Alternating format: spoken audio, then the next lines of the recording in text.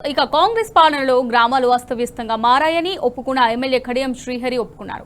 జనగామ జిల్లా స్టేషన్ గన్పూర్లో కార్యక్రమంలో గ్రామ పంచాయతీలు అధ్వానంగా తయారయ్యాయని కడియం శ్రీహరి అన్నారు. అటు డిసెంబర్లోగా స్థానిక సంస్థల ఎన్నికలు మునిగిపోతాయని చెప్పారు. ఇప్పటికే గ్రామ పంచాయతీలు వివిధ కారణాల వల్ల సరైన పాలన లేకపోవడం వల్ల అస్తవ్యస్తంగా తయారైంది. ఇంకేమాత్రం ఆలస్యం చేసినా గ్రామ పంచాయతీలన్నీ కూడా మరీ అధ్వానంగా తయారయ్యే అవకాశం ఉంది.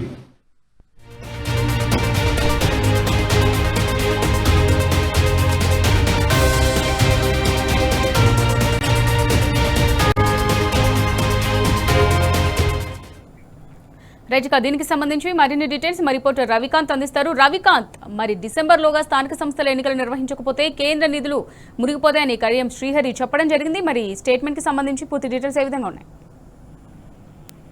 స్పష్టంగా బీఆర్ఎస్ లో గెలిచినటువంటి కడియం శ్రీహరి ప్రస్తుతం కాంగ్రెస్ పార్టీలో కొనసాగుతున్నారు. కాంగ్రెస్ పథకాలు కావచ్చు, కాంగ్రెస్ పార్టీ చేస్తున్నటువంటి కార్యక్రమాలన్నింటినీ కూడా మోసేటువంటి ప్రయత్నం చేస్తున్నప్పటికీ నిజాలు ఒప్పుకోక తప్పనటువంటి పరిస్థితి కూడా మనకు స్పష్టంగా కనిపిస్తా ఉంది. అందులో భాగంగానే ఇవాళ స్టేషన్ గన్పూర్ నియోజకవర్గ కేంద్రంలో పాల్గొన్నటువంటి కార్యక్రమంలో పలు నిజాలు ఒప్పుకున్నారు. గ్రామ పంచాయతీ ఇవాళ అధ్వాన్నమైనటువంటి పరిస్థితిలో ఉన్నాయన్నటువంటి నిజాన్ని ఆయన ఒప్పుకున్నటువంటి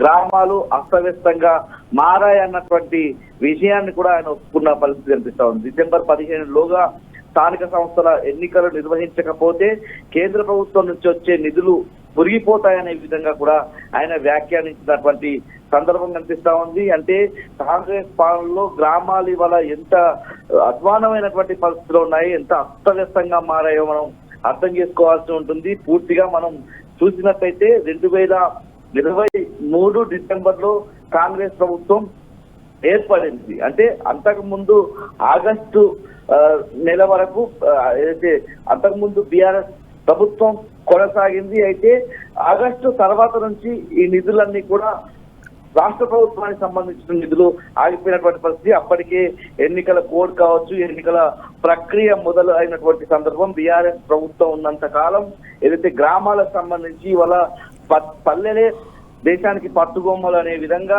అనేక అవార్డులు, స్వచ్ఛ సర్వేక్షణ అవార్డులను మనం చూసినట్టయితే కేంద్ర ప్రభుత్వం ఇచ్చేటువంటి అవార్డులు 10 ఇస్తే ఆ 10 తెలంగాణకు వచ్చేటువంటి సందర్భం నుంచి ఇవాళ తెలంగాణ పల్లెలన్నీ కూడా ఆగమైపోయినటువంటి పరిస్థితి మనకు కనిపిస్తా ఉంది. పంచాయతీల్లో పాలక వర్గాల కాల పరిమితి ముగిసినప్పటి నుంచి రోజువారీ పారిశుద్ధ్యము, అదేవిధంగా ట్రాక్టర్లో డీజిల్ పోయించడం కూడా అక్కడ కార్యదర్శులకు, పంచాయతీ కార్యదర్శులకు కూడా తలభారంగా మారినటువంటి పరిస్థితి కూడా మనం స్పష్టంగా సంబంధించిన బ్లీచింగ్ చేయాల్సి వస్తున్నాం. ముఖ్యంగా మొన్న మోంతా తుఫాన్ వచ్చినటువంటి క్రమంలో మురుగునీరు, బురద నీరు వచ్చినటువంటి పరిస్థితుల్లో బ్లీచింగ్ చేయాల్సి ఉంటుంది గ్రామాల్లో. అట్లాంటి సందర్భంలోనూ బ్లీచింగ్ చేయడానికి కూడా గ్రామ పంచాయతీల్లో నిధులు లేనటువంటి సందర్భం కనిపిస్తా ఉంది. పూర్తిగా గ్రామాలన్నీ కూడా నిర్వీర్యమైనటువంటి పరిస్థితి మనం స్పష్టంగా చూస్తా ఉన్నాము. కేంద్ర ప్రభుత్వం నుంచి 15వ ఆర్థిక సంఘం ద్వారా నిధులు రావాల్సి ఉంటుంది. అయితే పాలక వర్గాలు లేక పూర్తిగా గ్రామాలన్నీ కూడా